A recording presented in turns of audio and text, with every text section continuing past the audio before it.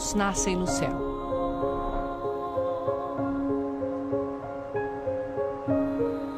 O Yangtze toca o chão em flocos de neve no alto do Himalaia, a maior cadeia de montanhas do planeta.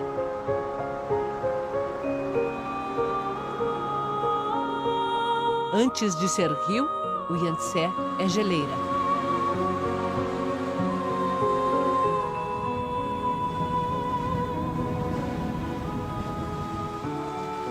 Na primavera se derrete em milhares de pequenos córregos que descem as montanhas.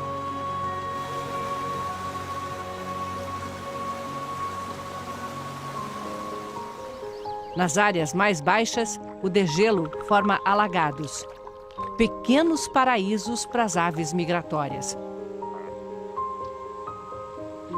O ar rarefeito a 4.000 metros de altitude não é problema para os gansos de cabeça listrada. 2 vezes por ano, eles cruzam os Himalaias entre a Índia e a China, voando mais alto do que o Monte Everest. Nenhuma outra ave suporta altitudes tão extremas. Os rebanhos de iaque que passaram o inverno comendo raízes congeladas, agora têm pasto. E é nesse vale, onde a fé inunda a paisagem, que nascem os 3 rios mais importantes do leste da Ásia. O amarelo corre para o norte da China. O Mekong passa por 5 outros países até desaguar no mar. E o Yangtze, o rio que corta o coração da China e deu origem a uma cultura milenar. É ele que vamos seguir nessa jornada da vida, o rio Yangtze.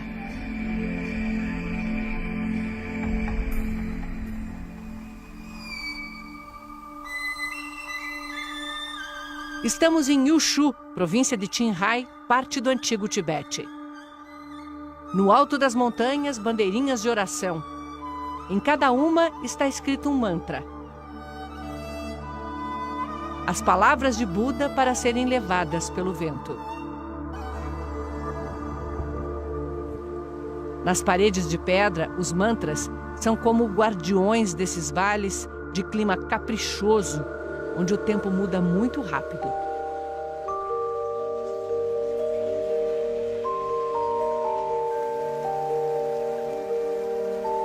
No budismo, as orações são para todas as pessoas e todos os seres vivos. Estão nos locais de passagem para que o viajante receba as bênçãos e leve-as consigo. Nas margens, as pessoas posicionam pedras esculpidas com o mantra do Buda da Compaixão, os manis. Eles acreditam que quando a água subir no verão, os manis vão abençoar o rio e todas as criaturas que vivem dele.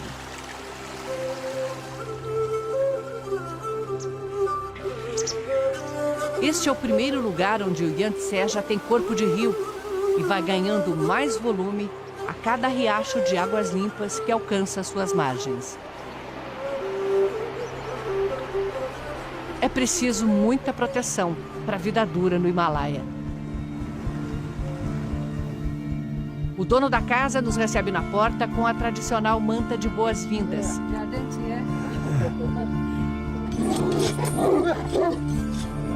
O casal nos convida para o almoço, na casa que tem um colorido aconchegante. Enquanto comemos biscoitos da sorte, a senhora Yamakaiku alimenta o fogo com esterco seco de iaque. Iaque é tudo aqui. A carne que cozinha na água e recheia os bolinhos feitos no vapor. A manteiga que dá substância para o chá. Tanta fartura por causa das visitas. A carne cozida tem sabor forte. Mas as lascas finas da carne congelada têm um salgadinho natural. Quando eu vou para outros lugares, não me sinto tão bem quanto aqui. Eu gosto de morar perto do rio. Passei a minha vida toda aqui. Os iaques e a fé são a base da vida nessas montanhas. Os budistas acreditam em sucessivas reencarnações. Elas podem ser em qualquer forma. Outra pessoa ou mesmo um animal ou inseto. A divindade está no rio, nas montanhas, nos campos, por isso nós, humanos, temos que proteger a natureza. Tantos sinais de fé e não há sequer uma palavra para religião na língua tibetana. Porque não é uma prática separada das tarefas do dia a dia. Está na maneira como se vive e como se encara a morte. No chão congelado, os corpos custam a se decompor e não há lenha para cremar. Templos como este são dedicados a um ritual funerário que choca e impressiona. Depois de velado em casa durante 3 dias, o corpo é trazido até aqui a esse templo. Ele é posto nessas pedras onde os monges fazem o ritual. Limpam o corpo e o esquartejam, separam em pedaços. Esses pedaços são deixados aqui, ao ar livre, para que os abutres possam se alimentar. Isso é chamado de enterro celestial. Essa corrente do budismo acredita que se todos nós viemos da natureza, o enterro celestial é uma forma de retornar a ela. Faz sentido para quem acredita que o corpo, depois que a alma se vai, é apenas uma casca, que pode ser usada como o último ato de generosidade. Este outro templo é também um monumento. Atrás dos muros estão 2 milhões de manis, as orações gravadas em pedra. 2 milhões de pedidos e agradecimentos e promessas de fé eterna fazem da pilha de manis um lugar especialmente sagrado para eles.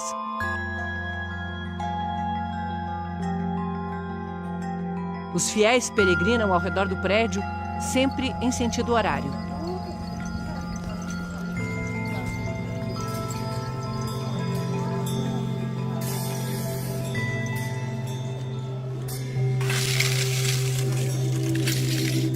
Muitos fazem isso se prostrando a cada poucos metros.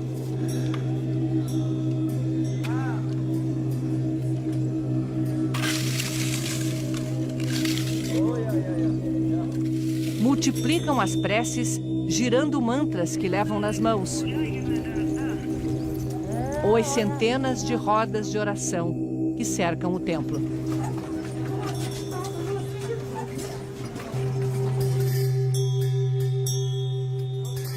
É que para eles a vida é como o universo, como o movimento de rotação da Terra, como o tempo que passa e não volta mais. Não volta, mas carrega com ele o passado. É também como o rio, corre sempre na mesma direção e avança do passado para o futuro. Seguimos o Yangtze pelas montanhas até a província de Yunnan. Cidade antiga de Lijiang. Há 1000 anos era a principal parada no acesso sul da Rota da Seda. Os sinais da riqueza do período ainda são evidentes. Nos telhados tradicionais das casas de pátio interno, nas ruas onde os carros nunca conseguiram entrar. Cedinho, as mulheres da etnia Naxi preparam comida na rua. Bolinhos de batata e de tofu, o queijo de soja. E um molho de pimenta muito forte para esquentar amanhã. Por toda a cidade, água limpa do rio corre em canais milenares. E alimenta os poços da cidade antiga. São sempre 3. Os formatos variam, mas a lógica não. O primeiro poço recebe água limpa que todos podem pegar para beber.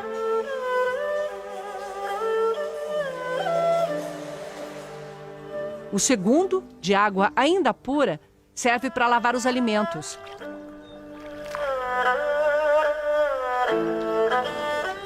E só no terceiro pode-se lavar louça, roupa, utensílios.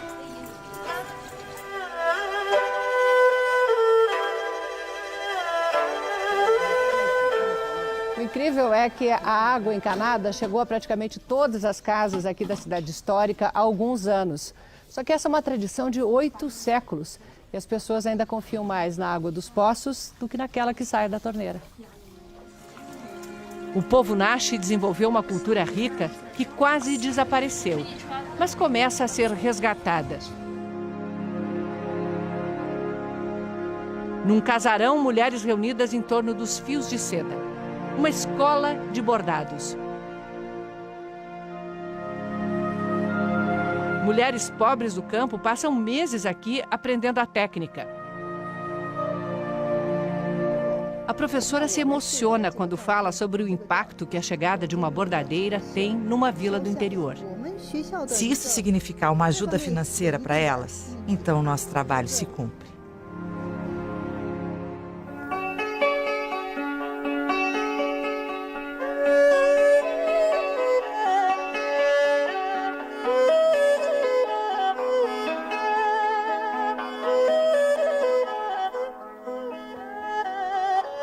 Quanto mais fino o fio, mais delicado o bordado. Uma linha como esta, ela é formada por duas partes. Eu consigo separar. Assim. Aqui temos duas. E é com essa linha, muito mais fina que um fio de cabelo, que Pin Pen cria pele, rostos, brilho nos olhos.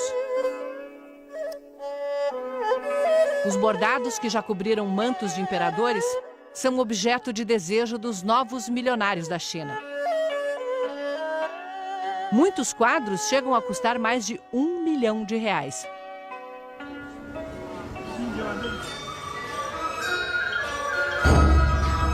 Num teatro pequeno, uma música ainda mais antiga do que a cidade.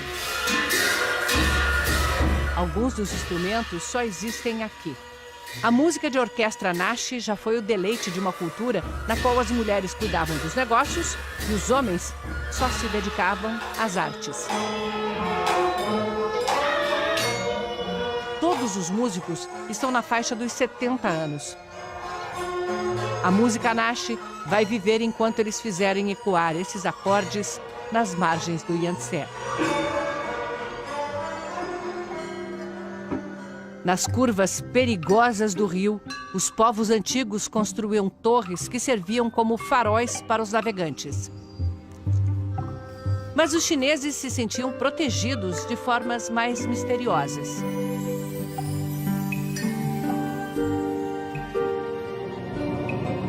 O Buda gigante de Leshan. Desde o século VIII, guarda viajantes na saída do principal afluente do Yangtze. A neblina constante na região ainda dá um ar mágico à imagem que nos chama à humildade. Só o pé tem 8 metros de altura. Esculpida em arenito rosa, chega aos 71 metros, quase o dobro do tamanho do Cristo Redentor.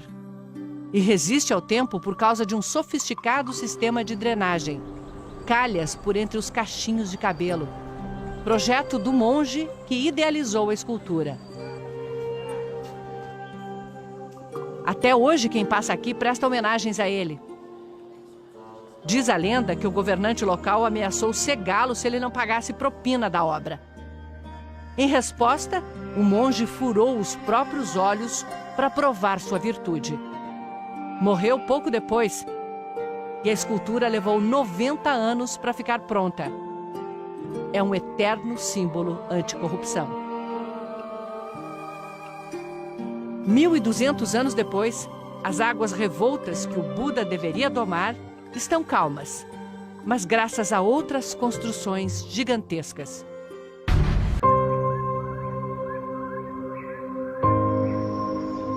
As Gargantas do Yangtze. Uma escultura de 40 milhões de anos, feita pela água que corta as montanhas calcárias. 200 quilômetros de uma paisagem dramática do que os chineses chamam simplesmente de o Rio Grande. E o resto do mundo conhece com outro nome. A Jornada da Vida, Rio Yangtze.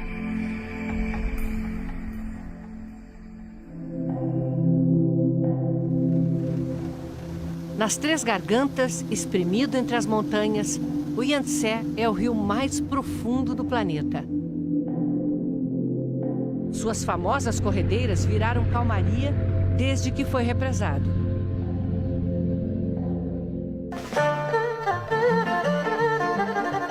Chongqing, a primeira de uma série de megacidades banhadas pelo Yangtze. Até pouco tempo atrás, Chongqing era apenas uma grande cidade ribeirinha que dependia do rio para tudo. Do rio e dos Bang Bang, carregadores equilibristas. Lian Jianping botou 2 filhos na universidade, subindo e descendo escadas, levando nas costas cargas maiores do que o seu próprio peso. Ele nem reclama que os novos tempos tiraram clientes. A mudança foi grande, muito grande. A abertura foi boa e tivemos um bom desenvolvimento. Bom, Chongqing tem o maior crescimento econômico da China nos últimos 20 anos. A riqueza produzida dobra a cada 4 anos.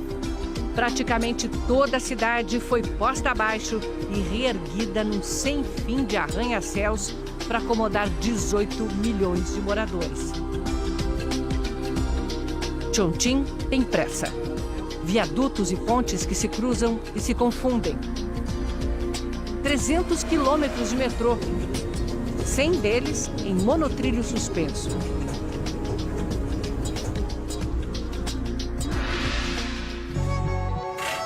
Dá uma sensação de videogame ver o trem negociar a geografia acidentada e os vales formados pelos edifícios. E quando não dá para desviar do prédio, a solução é passar por dentro dele. O 8º andar agora é uma estação do metrô. Em cima, mais 14 andares. Vamos lá, não é conveniente pegar o elevador e já estar na estação? E não faz barulho, tem pneus de borracha.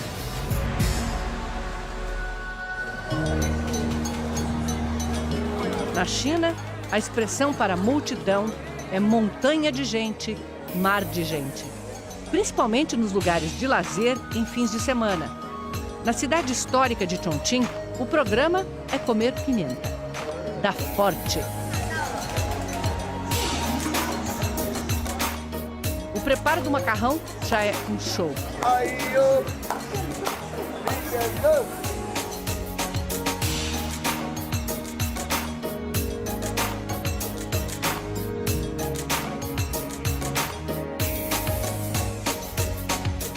O molho é feito com 2 pimentas. Uma arde, outra adormece a boca. É a melhor refeição que se pode ter num boteco chinês. Durante a Segunda Guerra, Chongqing foi a sede da resistência à invasão japonesa.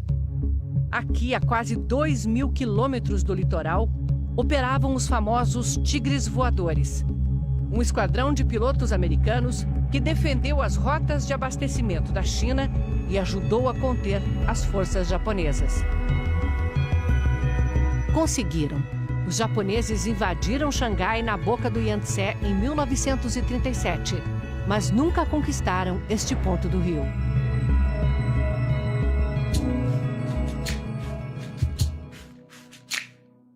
Ali perto, numa vila milenar, o isolamento ainda é sentido.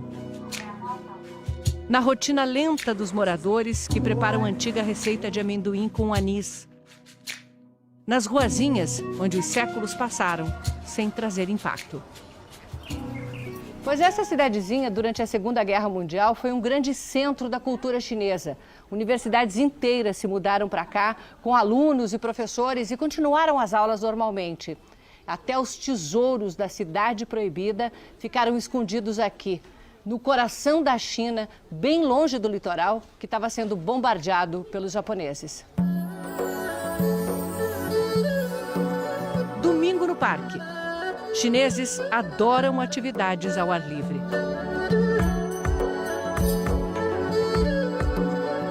Tá todo mundo aqui. E cada um na sua. Uns dançam.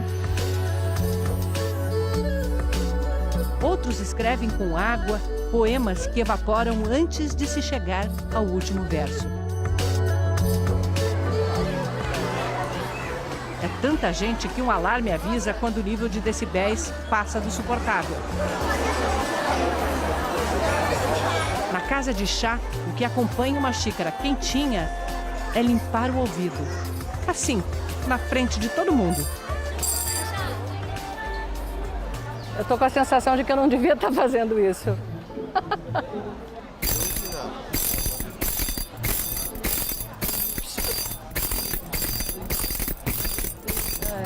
Cheguei a chorar de tanto rir. Um relaxamento para me recompor e seguir viagem rio abaixo.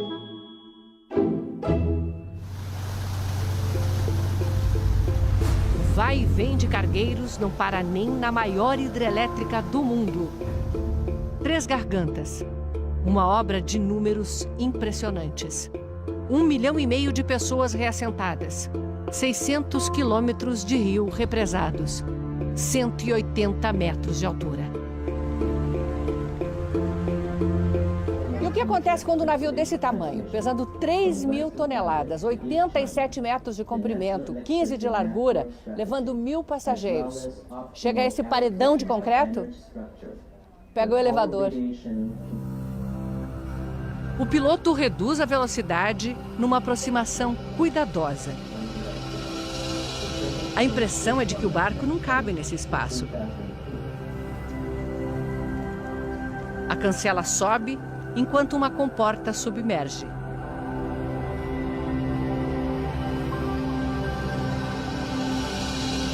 O barco avança 115 metros para dentro da estrutura.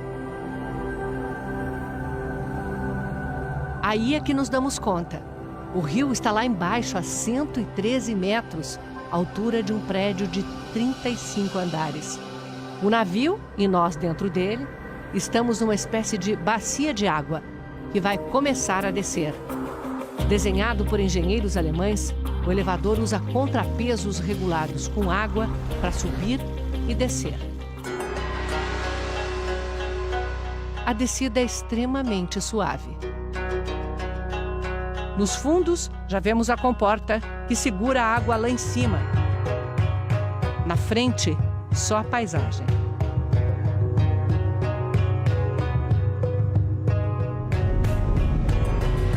Quando atingimos o nível do rio, a comporta se abre. E saímos por um canal separado da vazão da usina. Visto daqui de baixo, o elevador volta a parecer só um buraco na parede.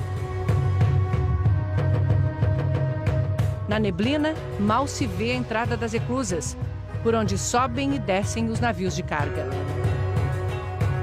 São como degraus. O nível da água é controlado para subir ou descer os barcos para o próximo degrau, até cruzar a barragem. A gente quase esquece que 3 Gargantas também gera energia. Apesar de maior, produz um pouco menos do que Itaipu, porque a principal função dela é outra: conter as terríveis cheias do Yangtze, que só no século XX mataram 300 mil pessoas. Nos últimos 2.000 anos, houve mais de 200 enchentes. É preciso controlar essas cheias para proteger a população no Vale do Yangtze.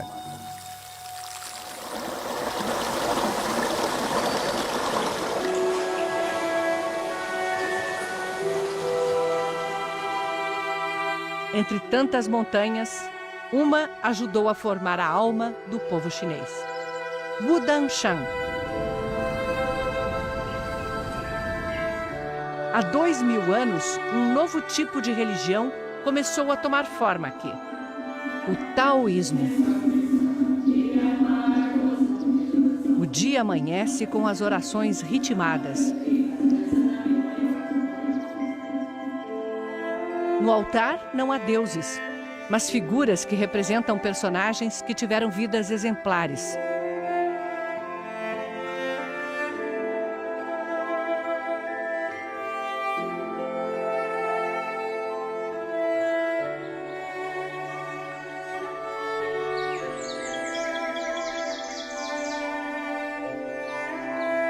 São dezenas de templos na Montanha Sagrada. Imensos conjuntos de construções escondidos pelas árvores. Encrustados nas pedras, colados nos abismos. O taoísmo começou como uma filosofia, uma série de conceitos de ética e de moral. Só que acabou incorporando as religiões pré-históricas da China. E aí se transformou também numa religião. Só que uma religião bem diferente das que a gente conhece. O Tao é o caminho, um jeito de viver. Não há monges ou sacerdotes, apenas seguidores que se dedicam a estudar e ensinar. A montanha em si é um grande símbolo do ciclo da vida que eles definem em 5 elementos: a terra, o fogo, o metal, madeira e água.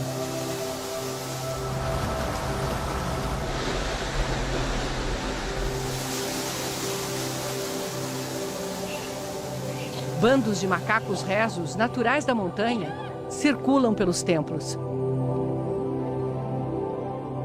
Numa caverna, o ermitão passa os dias com seus livros e conselhos para quem quer viver bem e muito. Fale doce, mas fale claro. Fale coisas boas diretamente às pessoas. A vida é movimento. Não fique parado. É essa filosofia que faz de Wudang a casa da corrente taoísta do Kung Fu.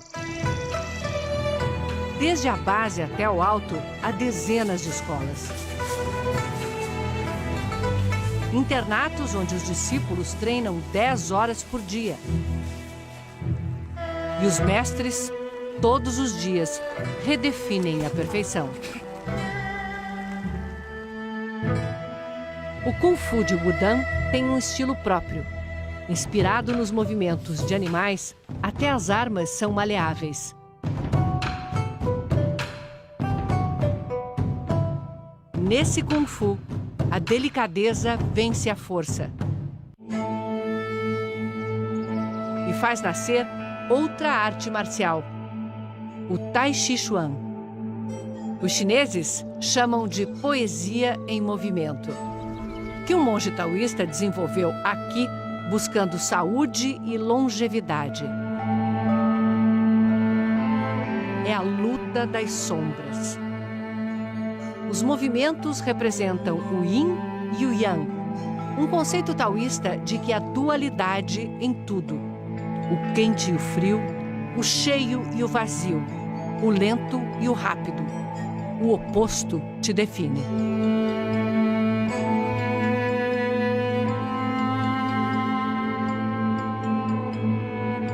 Chen tem 16 anos e já passou a metade da vida na montanha. Trocou a casa dos pais pelos pavilhões milenares. Se dedica a aprimorar os movimentos.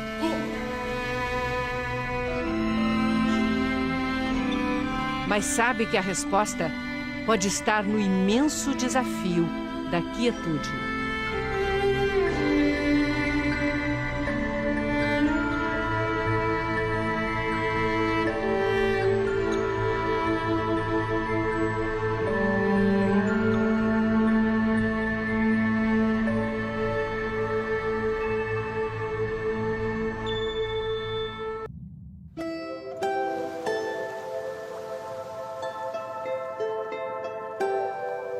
Os avós desses agricultores e seus avós, e os avós dos avós por 500 gerações. Há 12 mil anos, eles cultivam essa terra e irrigam com a água do Yangtze uma planta que fez a nação.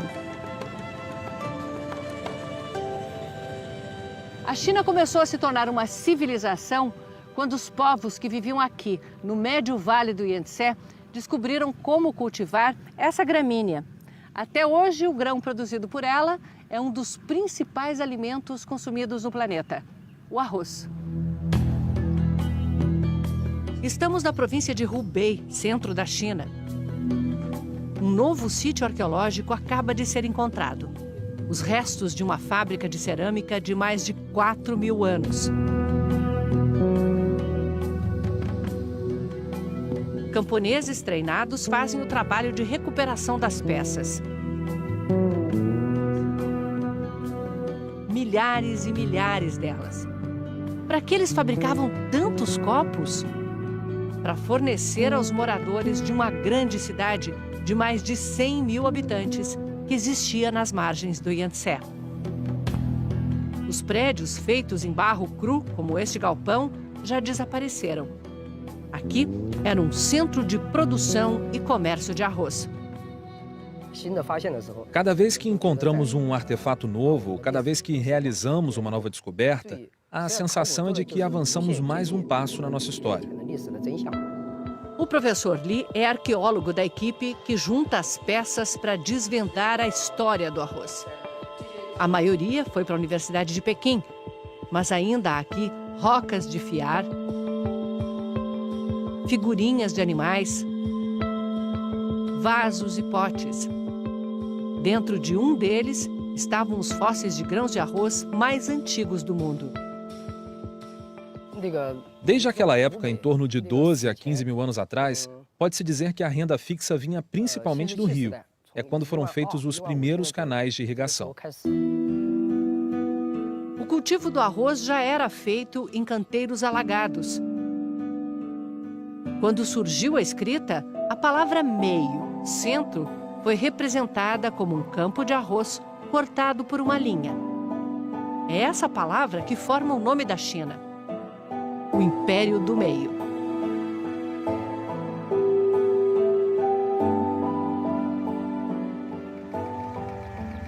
A Jornada da Vida, Rio Yangtze.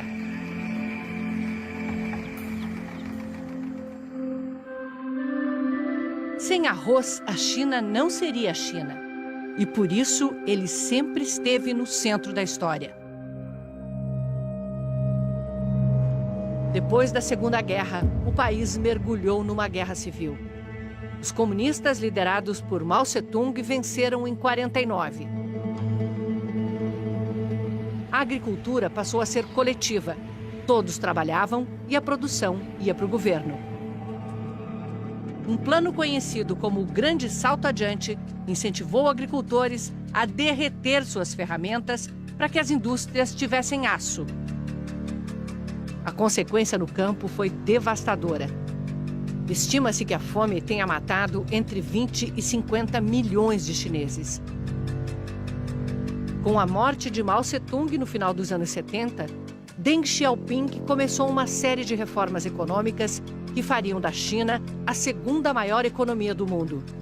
E foi com o arroz que tudo começou. Cada família passou a ter um terreno de pouco mais de 600 metros quadrados para plantar. Entregava uma cota ao governo e ficava com o resto. Estava instituído o lucro na China comunista. Em 40 anos, a produção de arroz cresceu 4,5 vezes. Não faltou mais comida. Não é possível comer arroz em todas as refeições, mas temos que comer pelo menos uma vez por dia. As famílias Xiao e Tang assumiram os lotes dos vizinhos que migraram para as cidades. Mesmo assim, a terra ainda é pouca, mas a produtividade é grande. As máquinas desenhadas para eles. Na micropropriedade, microtrator. Nossa semente agora é de boa qualidade e rende bem mais do que antes. Uma mesa posta na China é a amostra da fartura ofertada pelo Yangtze. Chegamos ao Baixo Vale. Aqui o rio alimenta uma infinidade de lagos e canais.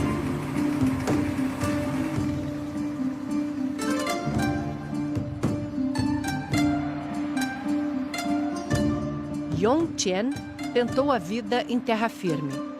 Foi motorista de caminhão, mas voltou quando um grande plano do governo garantiu que todo pescador teria peixe em abundância, criando o próprio pescado. Ele tem um cercado no meio do lago e não está sozinho. São centenas de cercadinhos e é só uma fração da aquicultura do país. De cada 10 quilos de pescado de cativeiro no mundo, 7 saem da China. Mas isso pode mudar. Porque o excesso de matéria orgânica está matando os lagos. Já é a terceira vez que o governo manda diminuir a produção. E está funcionando. A água está mais limpa. Água limpa não é uma questão de amor à natureza aqui. Sem ela, morre outra indústria bilionária: o cultivo de pérolas de água doce. Começa com o implante de pedacinhos de tecido de outros moluscos. É o sistema imunológico da ostra que cria a pérola como barreira contra o tecido invasor. Depois, é só devolvê-las à água e esperar.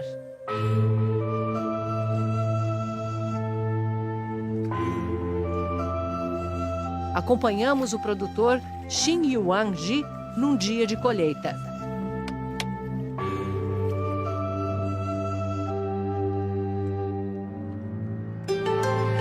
As ostras saem cobertas de algas e lodo e carregadas de preciosidades. Elas crescem bem aqui, no meio da membrana. Crescem aqui.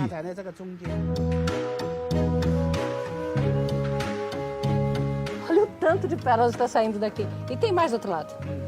Essa é redonda, é boa, muito bonita. Essa tá bonitona, grandona. Catando as pérolas, ele já vai avaliando. Essa pode ser usada para fazer pingente, é muito rara.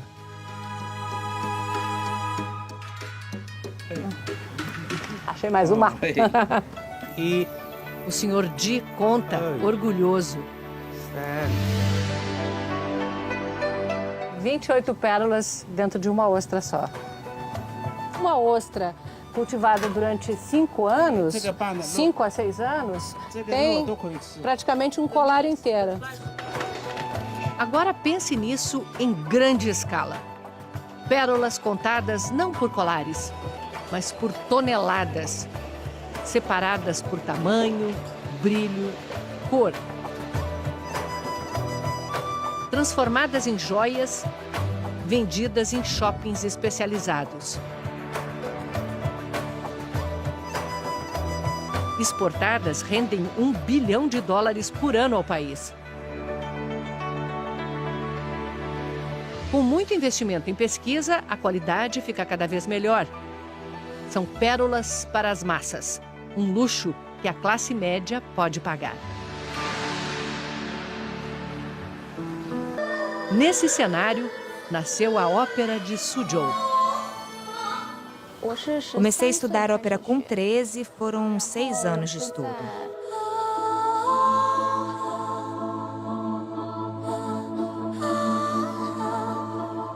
O que faz uma jovem do século XXI passar a vida se transformando numa princesa da China medieval?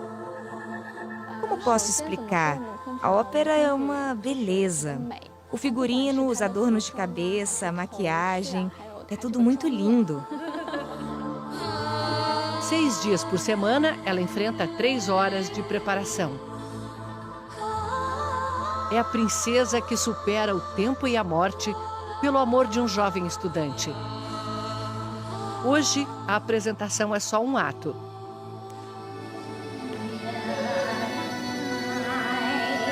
Ela passeia pelo jardim com sua ama, relembrando o amado.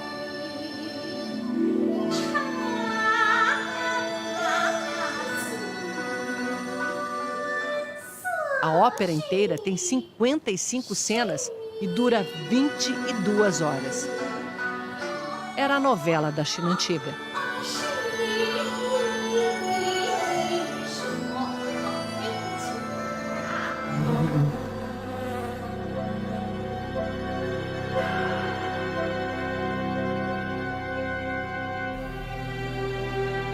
Numa ilha, um lago de flores para chegar ao ponto em que o Yangtze encontra o grande canal da China. Uma obra tão impressionante quanto a famosa muralha no norte do país. Começou a ser construído no ano 400 a.C. e foi sendo ampliado por mais de 1000 anos. O canal começa em Hangzhou, ao sul, liga o Yangtze ao Rio Amarelo e segue até Pequim.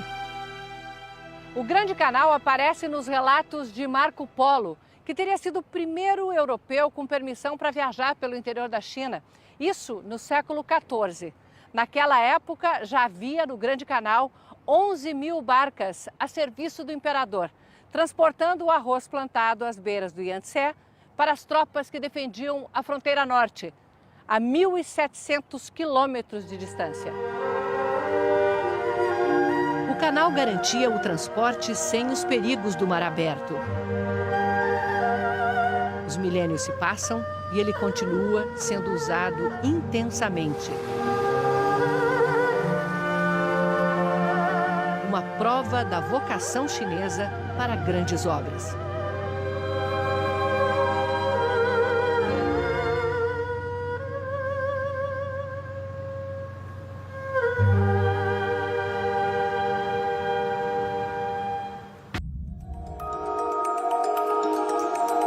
Xangai, a cidade mais rica da China. O cartão de visitas do que o país quer ser no século XXI. Há poucos anos passou Tóquio e é a sede da maior região urbana do mundo, com 80 milhões de pessoas. A jornada da vida, Rio Yangtze.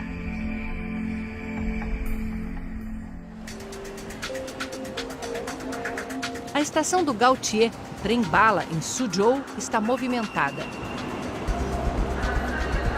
Na hora do rush, sai um trem para Xangai a cada minuto. É para lá que vamos.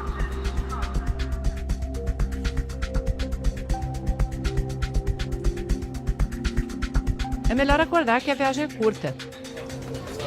130 quilômetros em 22 minutos.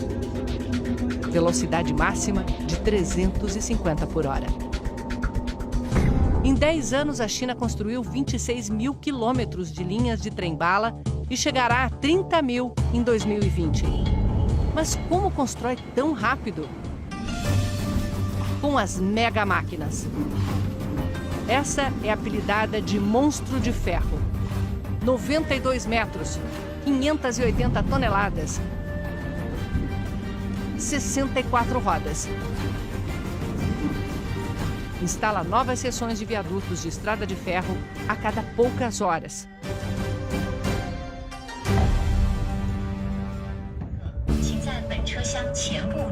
No trajeto, uma cidade colada à outra, formando a megalópole. Neste trecho há tanto movimento que são 2 linhas paralelas de trem-bala.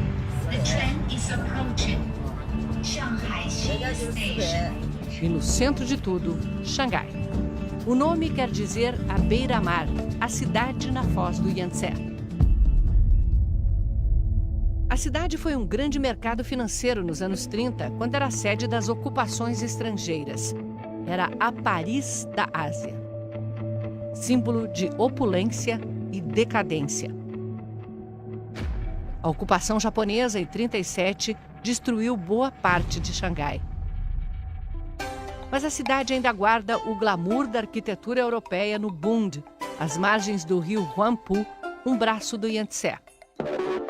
Agora ofuscado pela paisagem futurista da margem leste, o Pudong. Prédios que parecem desafiar a lei da gravidade e removem tudo o que está no caminho. Essas lojas aqui vão resistir ainda uns 10 ou 20 anos, mas é cada vez mais difícil se manter. Shang Ma, do Departamento de Planejamento Urbano, diz que quando o governo decide, transfere os moradores e a cidade nova avança. Onde a obra, em vez de tapumes, muros verdes.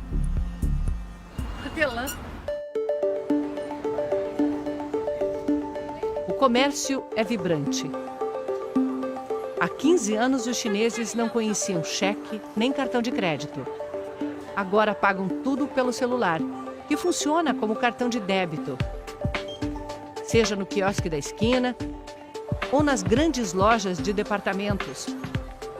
O comércio online na China é o maior do mundo em mercadorias movimentadas, mas quer pegar também aquele cliente que gosta de ver e provar. Não tem nada mais chinês do que isso, é super tradicional. É o conceito chinês de comida fresca. A gente encontra esses tanques com peixes e frutos do mar vivos em praticamente todo lugar, seja nos restaurantes, nos mercados, nos supermercados. Só que isso é a única coisa convencional que a gente encontra nesse supermercado do futuro. Nos tanques, espécies nativas do Yangtze, agora criadas em cativeiro. O esturjão e as tartarugas de casco mole, quase extintos na natureza.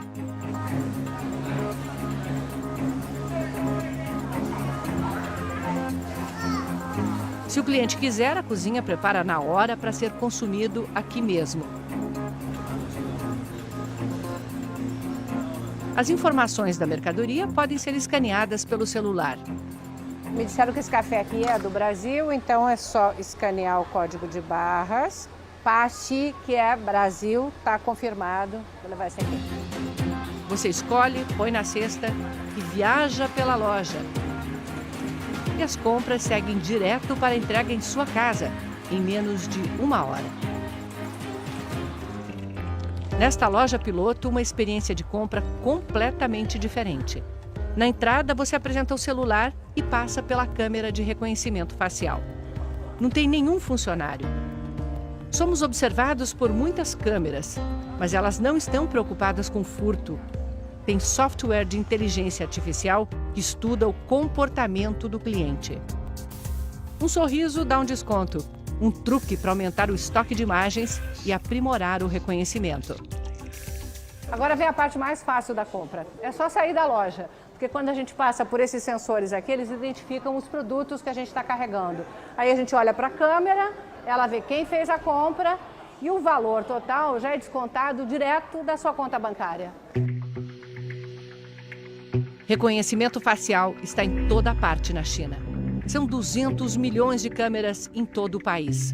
Impossível embarcar num trem ou avião sem ser observado, ou andar na rua.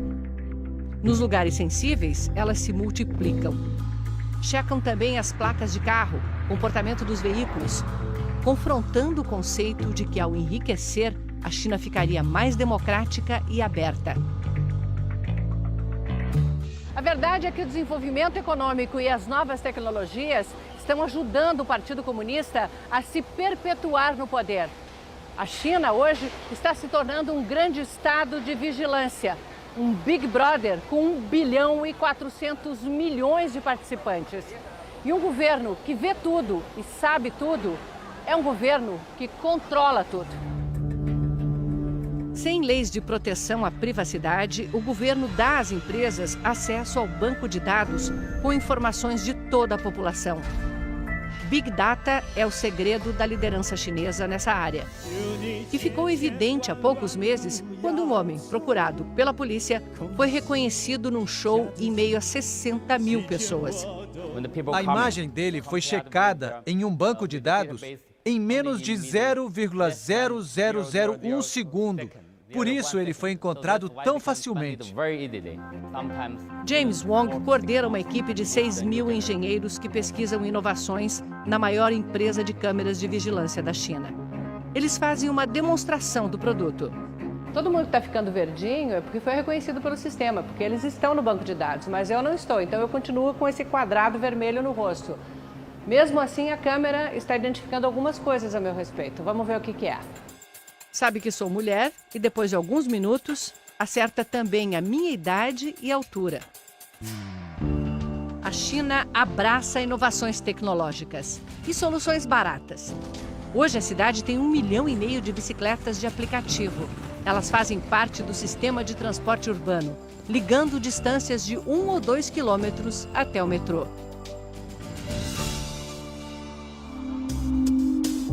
O metrô sempre está perto. Essa é a estação mais movimentada. Aqui passam 6 das 18 linhas que cortam a cidade. Está cheio. Na cidade de superlativos, o metrô também é o maior do mundo. 710 quilômetros, quase 8 vezes mais do que o de São Paulo. E chegará a 1.000 quilômetros até 2030. Levamos de 5 a 6 anos para uma nova linha, do projeto até a inauguração. Isso é muito rápido. Velocidade chinesa. A velocidade do país que mais tirou gente da pobreza em menor tempo na história. 850 milhões em 40 anos. E fez isso exportando. A ponte de 32 quilômetros liga a cidade à ilha onde está o porto de Xangai.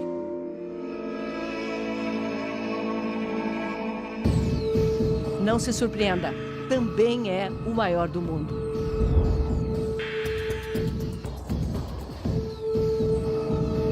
Mesmo do alto, é impossível ver tudo. As montanhas de contêineres formando mosaicos coloridos, prédios de mercadorias produzidas em todo o Vale do Yangtze, que vão ser distribuídas aos 4 cantos do planeta. No ano passado, este porto movimentou o equivalente a quase 11 vezes a capacidade de carga do Porto de Santos, que é o maior do Brasil. Mas o que faz diferença aqui não é só o tamanho do porto. Ele usa alta tecnologia para ser também um dos mais eficientes do mundo. Da sala de controle, operadores garantem que tudo aconteça no tempo mais curto. Da chegada dos caminhões ao uso dos guindastes, alguns deles já robotizados. Nesse ritmo, a economia da China alcança a americana até 2030. Mas sabe que para isso precisa de tecnologia própria. Tecnologia é o caminho para ir, porque é a maldição dos países subdesenvolvidos exportar produtos baratos e importar produtos caros. Essa mudança é a mudança que a China está investindo em começar a produzir produtos de melhor qualidade, produtos que sejam mais competitivos ou até melhores do que os produtos que estão sendo feitos fora. O baiano André Rosendo trocou a prestigiada Universidade de Cambridge, na Inglaterra, pela oportunidade de ter seu próprio laboratório de robótica aqui na Xangai Tech.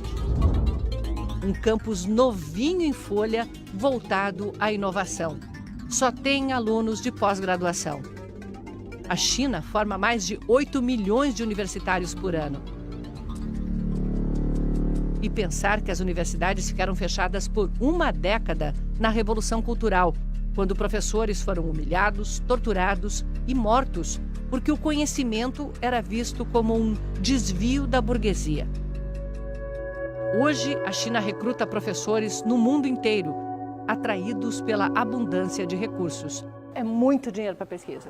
É muito dinheiro. Aqui, nós podemos comprar uma máquina dessa sem realmente pensar 2 vezes. Na Xangai Tech, André desenvolve robôs diferentes. Ele tem boas articulações, né? São robôs que fazem a própria manutenção. Robôs que criam robôs. Se o robô aprende a se curar do próprio dano que ele teve, ele pode adaptar para continuar produzindo sem ter que parar a fábrica. Cada minuto parado são dezenas de milhões em prejuízo. Robótica de alto nível. Robótica para iniciantes na sala de aula do ensino fundamental. A revolução econômica da China tem seu maior trunfo na educação. São 9 anos de ensino obrigatório. Wen Lilu deixa a filha Ying na escola no subúrbio de Xangai. Como todas na China, funciona em período integral. Ying é filha única. A escola é pública, mas a família investe 30% da renda em cursos paralelos, como idiomas e arte, para complementar a educação. Desde o século III, só entra em cargo público quem passa em exames. Mesmo no Império, só se chegava a ministro com um concurso público. Temos uma frase aqui que a educação é fundamental para a vida. Esse é o nosso foco. E das escolas de Xangai. Esta não tem nada de especial. É o padrão aqui. Hello? Hello. You speak a little English? Yes. Yeah. A professora de matemática leciona há 20 anos. Descobriu que ao incentivar os alunos a explicar a matéria, eles aprendem mais. Garante que as crianças estudam muito, mas têm tempo para se divertir. Bye, bye.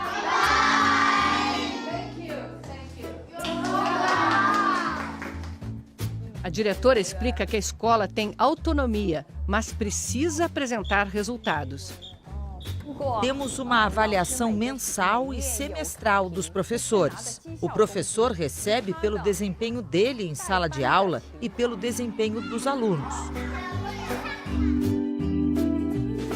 Aqui um estudante vai mais longe em menos tempo. Se Xangai fosse um país, teria a melhor educação do mundo. No fim do ensino fundamental, o desempenho em matemática, ciências e literatura de um xangainês é como se ele tivesse 4 anos e meio a mais de estudo do que um brasileiro da mesma idade. E é essa geração que vai carregar a China do século XXI.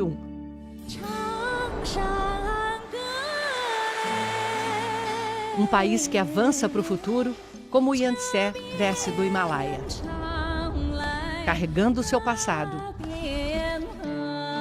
crescendo e abrindo novos caminhos.